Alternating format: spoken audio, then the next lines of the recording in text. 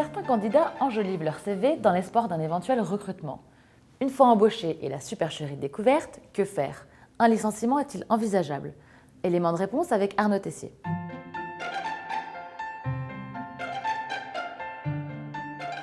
Bonjour Arnaud. Bonjour. Est-il vrai que les salariés mentent sur leur CV? Oui, on estime qu'il y a environ un tiers des salariés qui ont un jour menti sur leur CV. C'est effectivement difficilement mesurable.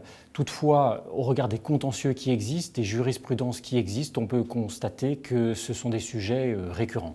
L'employeur est-il tenu de vérifier les informations présentées par un candidat? C'est incontestablement de la responsabilité de l'employeur de vérifier que ce qui lui est dit est juste et de vérifier les informations qui sont apportées par le candidat. S'il ne le fait pas, il ne pourra pas ensuite s'en prévaloir lorsque la supercherie sera découverte. Il ne pourra pas donc licencier le salarié qui a menti. D'une certaine façon, c'est un droit au mensonge du salarié qui est reconnu. On ne peut donc jamais licencier pour ce mensonge. On peut licencier par exception. Lorsque le salarié s'est prévalu d'une compétence qui s'avère inexacte en pratique, le salarié pourra être licencié par la suite. Ou alors, lorsque le candidat à l'embauche s'est prévalu de manœuvres véritablement abusives pour emporter la conviction de son futur employeur, eh bien, lorsque la supercherie est découverte, l'employeur pourra licencier par exemple quelqu'un qui s'est créé un diplôme. Quelques bonnes pratiques à partager pour conclure?